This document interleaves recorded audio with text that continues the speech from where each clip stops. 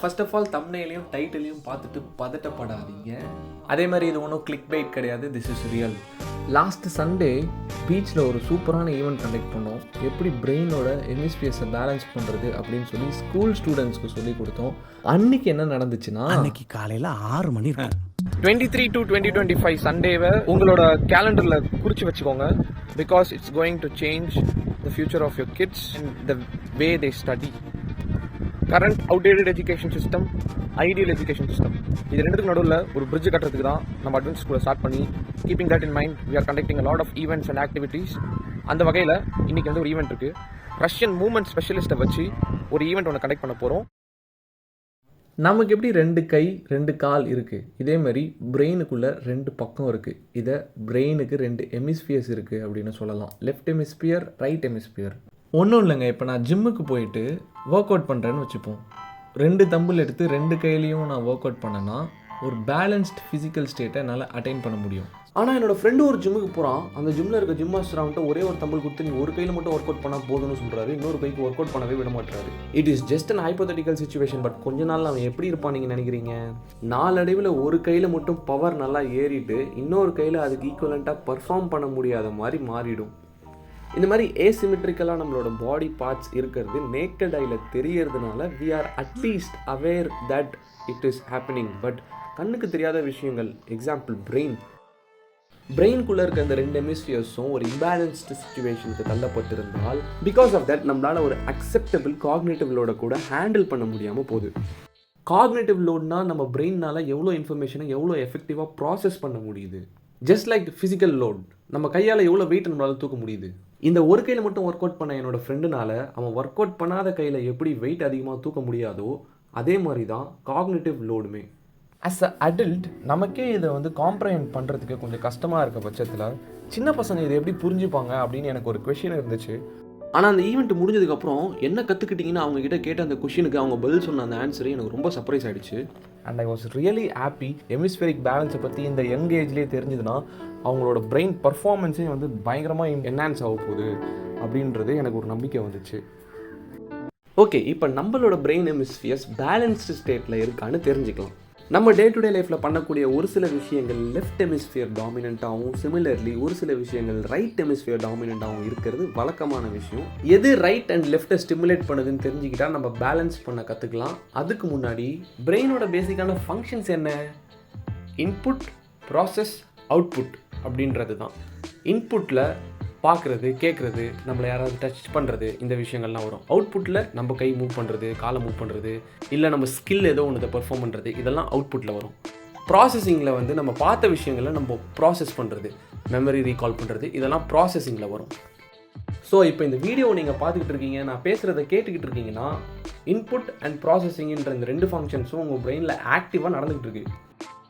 So இந்த வீடியோவை நீங்கள் பார்க்குறத ரியல் டைம் எக்ஸாம்பிளாக வச்சு இதை நான் எக்ஸ்பிளைன் பண்ண ட்ரை பண்ணுறேன். ஃபஸ்ட்டு இன்புட்டில் விஷனுக்கு வருவோம். இந்த வீடியோவில் என்னோடய ஃபேஸும் இல்லை, அதே மாதிரி எந்த விதமான ஜாமெட்ரிக் பேட்டர்னும் இல்லை, வெறும் வேர்ட்ஸ் அண்ட் லெட்டர்ஸ் தான் இருக்குது. ஸோ விஷன் மூலியமாக ஸ்டிமுலேட் ஆகிறது left hemisphere. Next coming to hearing. இப்போது மியூசிக் இல்லாமல் நான் பேசுகிறத நீங்கள் கேட்டுக்கிட்டு இருக்கப்போ வெறும் லெஃப்ட் ஹெமிஸ்பியர் மட்டும்தான் ஸ்டிமுலேட் ஆகிட்டு இருக்கு. இதே நான் பேசாமல் வெறும் மியூசிக்கை மட்டும் போட்டு விட்டு உங்களை கேட்க சொன்னோன்னா அது வந்து வெறும் ரைட் ஹெமிஸ்பியரை மட்டும் தான் ஸ்டிமுலேட் பண்ணும். ஸோ லெஃப்ட் அண்ட் ரைட் ரெண்டுத்தையும் ஸ்டிமுலேட் பண்ணி ஒரு பேலன்ஸ்டு ஸ்டேட்டை கொண்டு வரதுக்கு இந்த வீடியோ வடிவமைக்கப்பட்டிருக்கு அப்படின்னு சொல்லலாம். இந்த வீடியோ மூலியமாக நான் உங்களை ஃபிசிக்கலாக எதுவும் டச் பண்ணலை. ஸோ இன்புட் ஃபங்க்ஷன்ஸ் முடிஞ்சுது. நெக்ஸ்ட்டு ப்ராசஸிங்க்கு வருவோம். மெமரி, இந்த அனலிட்டிக்கல் திங்கிங், லாங்குவேஜ் ப்ராசஸிங், இது எல்லாமே வந்து லெஃப்ட் ஹெமிஸ்பியரோட சம்மந்தப்பட்டது. ஸோ ப்ராசஸிங்கை பொறுத்த வரைக்கும் கான்ஷியஸாக நம்ம கவனிக்கிறது எல்லாமே வந்து லெஃப்ட் ஹெமிஸ்பியரை தான் ஸ்டிமுலேட் பண்ணும். அன்டில் அண்ட் அன்லெஸ் இந்த வீடியோவை நீங்கள் போட்டு விட்டு வேறு எதையாவது யோசிச்சுட்டு இல்லாமல் இந்த வீடியோவை கேட்டுகிட்டு இருக்க பட்சத்தில் it is just stimulating your left hemisphere. அதையே நீங்கள் வேறு எதையோ யோசிச்சுட்டு இருக்கீங்க, மைண்டு வாண்டர் ஆகிட்டு இருக்கு அப்படின்னா then it is stimulating your right hemisphere. Default mode நெட்வொர்க்கில் உங்கள் பிரெயின் ரீஜன்ஸ் கனெக்ட் ஆகிருக்கு அப்படின்னு அர்த்தம். அப்படின்னா உங்கள் அட்டென்ஷன் ஸ்பேன் கம்மியாக இருக்குது. கவலைப்படாதீங்க, அதை எப்படி இன்க்ரீஸ் பண்ணணும்னு தெரிஞ்சுக்க இந்த வீடியோவை பாருங்கள். ஓகே, இப்போ இன்புட் அண்ட் ப்ராசஸிங் ஃபங்க்ஷன்ஸில் எது எந்தெந்த ஹெமிஸ்பியரை ஸ்டிமுலேட் பண்ணுதுன்னு தெரிஞ்சுக்கிட்டோம். நெக்ஸ்ட்டு அவுட்புட், பேசுகிறது, எழுதுறது, கால்குலேட் பண்ணுறது, இது எல்லாமே லெஃப்ட் ஹெமிஸ்பியர் டாமினன்ட் வேலைகள் தான். அதே ரைட் ஹெமிஸ்பியரை பார்த்தீங்கன்னா ஸ்பேஷியல் அவேர்னஸ், அதாவது மூமெண்ட் சம்மந்தப்பட்டது, ஆர்டிஸ்டிக் ஒர்க்கு, இது எல்லாமே ரைட் ஹெமிஸ்பியர் டாமினன்ட் ஒர்க்கு. நம்ம ஈவெண்ட்டோட ஸ்ட்ரக்சருமே வந்து பார்த்தீங்கன்னா ஃபஸ்ட்டு வந்து theoretical explanation followed by movement அப்படின்னு சொல்லி ரெண்டு பார்ட்டுமே வந்து ஒன்று லெஃப்ட் ஹெமிஸ்பியர் இன்னொன்று ரைட் ஹெமிஸ்பியர்னு ரெண்டுத்தையுமே ஸ்டிமுலேட் பண்ணி ஒரு பேலன்ஸ்டு அவுட்கம்மை கொடுக்கறதுக்காக தான் வந்து டிசைன் பண்ணப்பட்டது. அவ்வளோதான். பிரெயின் ஃபங்க்ஷன்ஸை பேஸ் பண்ணி எப்படி ரெண்டு ஹெமிஸ்பியர்ஸும் ஸ்டிமுலேட் ஆகுதுன்னு தெரிஞ்சுக்கிட்டோம். இது இல்லாமல் ஒரே ஒரு முக்கியமான மேட்டர் இருக்குது. அது என்னென்னா கான்ட்ரலேட்டரல் கோஆர்டினேஷன் அப்படின்னு ஒரு மேட்டர் இருக்குது. அதாவது லெஃப்ட் சைடு ரைட் ஹெமிஸ்பியரோடையும் அதேமாதிரி ரைட் சைடு லெஃப்ட் ஹெமிஸ்பியரோடையும் கனெக்ட் ஆகிருக்கு. நம்ம ரைட் சைடில் இருக்க பாடி பார்ட்ஸ் எல்லாமே கண்ணு, காது, கை, கால், அந்த பாடி பார்ட்ஸ் எல்லாமே வந்து லெஃப்ட் ஹெமிஸ்பியரோட கனெக்ட் ஆகிருக்கு. அதேமாதிரி லெஃப்ட் சைடில் இருக்க பாடி பார்ட்ஸ் வந்து ரைட் ஹெமிஸ்பியரோட கனெக்ட் ஆகிருக்கு. ஸோ ஏதோ ஒரு விஷயம் நம்ம பண்ணுறோம். சே ஃபார் எக்ஸாம்பிள் காலையிலேருந்து ஒருத்தன் கிளாஸில் உட்காந்து நோட்ஸ் எடுத்துகிட்டு இருக்கான்னு வச்சுக்கோங்களேன். Most of us are right handed. So இது வந்து லெஃப்ட் ஹெமிஸ்பியரை மட்டும் தான் ஸ்டிமுலேட் பண்ணுது.